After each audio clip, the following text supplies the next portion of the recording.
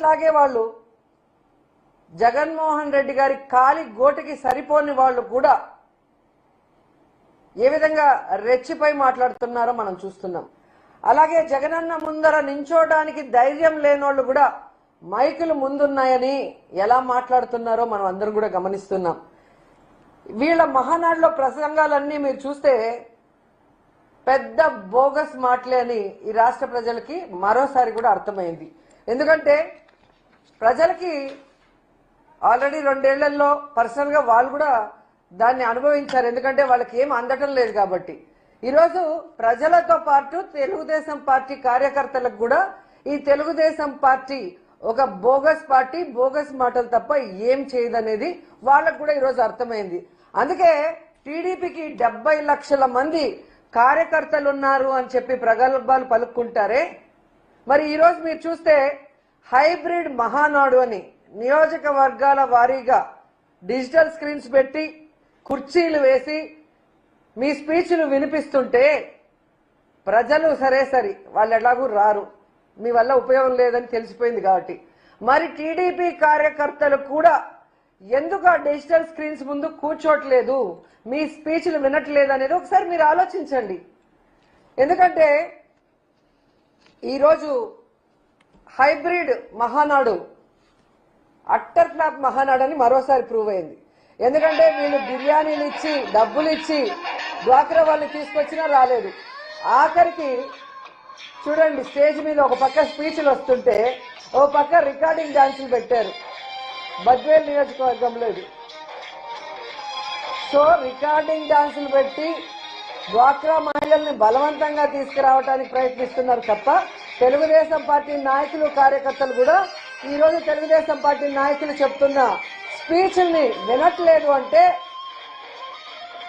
ఈ తెలుగుదేశం పార్టీ కూటమి ప్రభుత్వం ఏ విధంగా అట్టర్ ఫ్లాప్ అయింది, ఏ విధంగా ఈ రాష్ట్ర ప్రజల్ని మోసం చేశారనేది మరోసారి ప్రూవ్ అయింది. ఈరోజు ఈ రాష్ట్ర ప్రజలకంతా అర్థమైంది, ఇది మహానాడు కాదు, ఇది దగానాడు, ఇది మహానాడు కాదు బూతునాడు, ఇది మహానాడు కాదు మాయనాడు అని.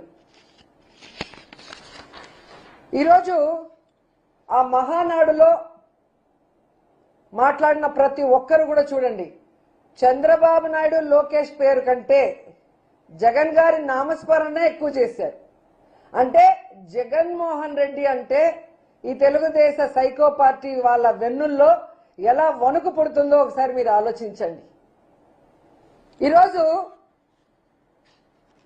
మాటి మాటికి గొడ్డలి పార్టీ, గొడ్డలి పార్టీ, గొడ్డలి పార్టీ, ఏ విషయం అడిగినా కూడా మహిళలకు మీరు హామీలు ఇచ్చారు కదయ్యా, మహిళా శక్తి అని ఒక పేరు పెట్టుకున్నారు స్టేజ్కి. మరి ఏదయ్యా ఆడబిడ్డనిది అంటే తల్లి చెల్లి గొడ్డలి పార్టీ. ఏదయ్యా నిరుద్యోగ భృతి లేదా ఉద్యోగాలు ఇస్తామన్నారు అంటే తల్లి చెల్లి గొడ్డలి పార్టీ. ఏదయ్యా డ్వాక్రా 0 వడ్డీ రుణాలు అంటే తల్లి చెల్లి గొడ్డలి పార్టీ. అయ్యా అమరావతిలో మీరు చేసే దోపిడీని ఆపండయ్యా అంటే తల్లి చెల్లి గొడ్డలి పార్టీ. అంటే ఈ ప్రభుత్వానికి సమాధానం చెప్పడానికి సమాధానం లేదు. డైవర్షన్ పాలిటిక్స్ తో ఎప్పుడు చూసినా తల్లి చెల్లి గొడ్డలి అంటూ మాట్లాడుతున్నారు. ఈరోజు నేను సూటిగా తెలుగుదేశం పార్టీ హోంమంత్రి అనిత గారిని వాళ్ళ మంత్రుల్ని అడుగుతున్నాను, అమ్మా మీ చంద్రబాబు నాయుడు తన ఆస్తుల్లో తల్లి చెల్లికి ఎంత ఇచ్చారో ఒకసారి చెప్తావమ్మా? హెరిటేజ్ ఆస్తుల్లో తల్లి చెల్లికి ఎంత ఇచ్చారో ఒకసారి చెప్తారమ్మా? ఈరోజు లెక్కలు చెప్పడానికి మీ నాయకుడి దగ్గర ఆయన కొడుకు దగ్గర సమాధానం లేదు. ఎందుకంటే ఈరోజు వాటికి వాళ్ళ తల్లి ఎలా ఉంటుందో ప్రపంచానికి తెలియదు, వాళ్ళ చెల్లెళ్ళు అక్కలు ఎలా ఉంటారో ప్రపంచానికి తెలియదు.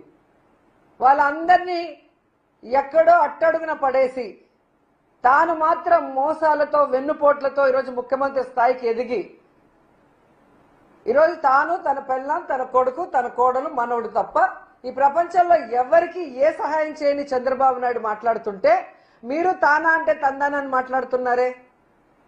సో చంద్రబాబు నాయుడు వాళ్ళ తల్లి ఫోటో గాని, తల్లితో ఉన్న ఫోటో గాని లేదా అక్క చెల్లెలతో ప్రతి సంవత్సరం ప్రేమగా ఆడబిడ్డల్ని ఇంటికి పిలిచి పసుపు కుంకుమ ఇచ్చి చీర పెట్టి భోజనం పెట్టాలి కదా ప్రతి అన్నదమ్ముడు పెట్టేది. మరి ఎన్నిసార్లు పెట్టాడో ఆ ఫోటోలు ఒకసారి బయట పెడితే ఈయన తల్లి చెల్లికి ఎంత ప్రేమ ఇచ్చాడు, ఎంత గౌరవం ఇచ్చారు, ఎంత ఆస్తులు ఇచ్చారు, ఎంత విలువలతో ముందుకెళ్లాడో అనేది మేము కూడా చూస్తాం.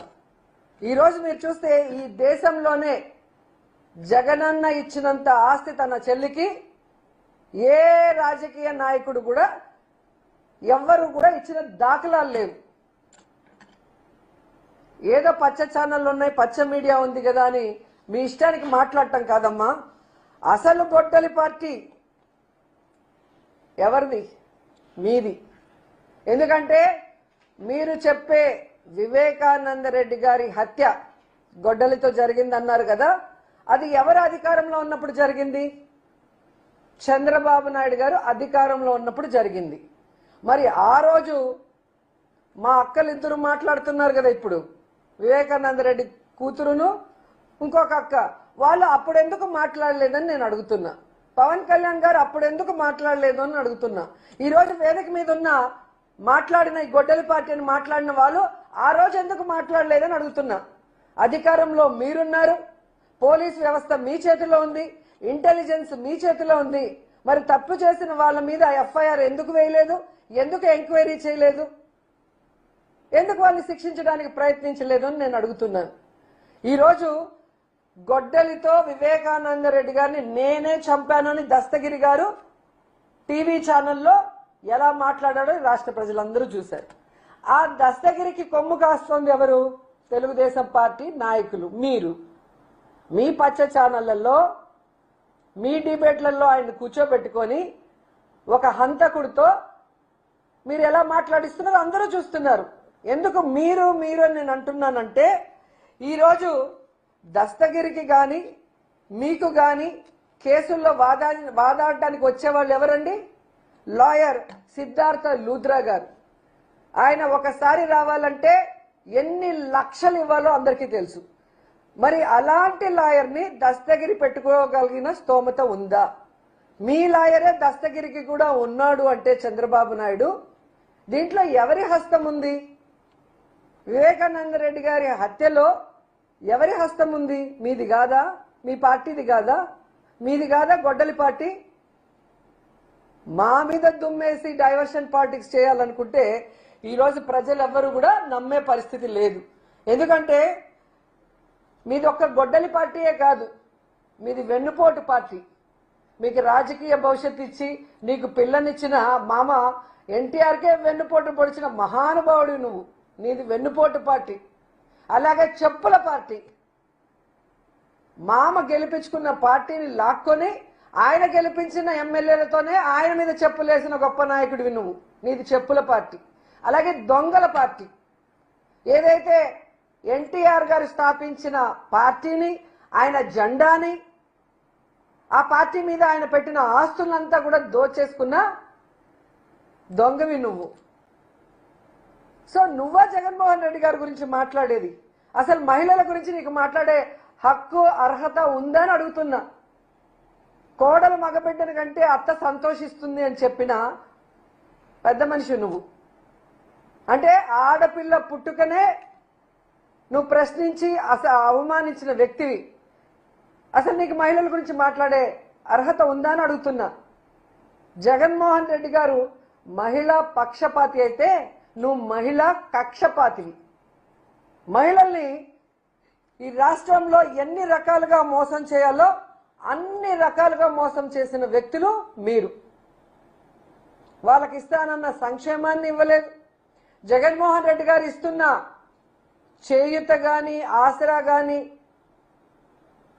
అలాగే అమ్మఒడి గాని, బస్సుల విషయంలో గాని, ఫ్రీ బస్సుల విషయంలో గాని, రిజర్వేషన్ల విషయంలో గాని, ముఖ్యంగా 18 ఏళ్లు నిండిన ప్రతి ఒక్కరికి ఇంట్లో ఎంతమంది ఉంటే అంతమందికి 1500 ఇస్తామని చెప్పారు.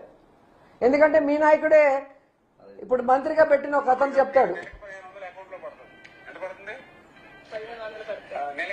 ప్రతి నెల మీకు ఇంట్లో ఉంటే 1500 వస్తుంది అకౌంట్.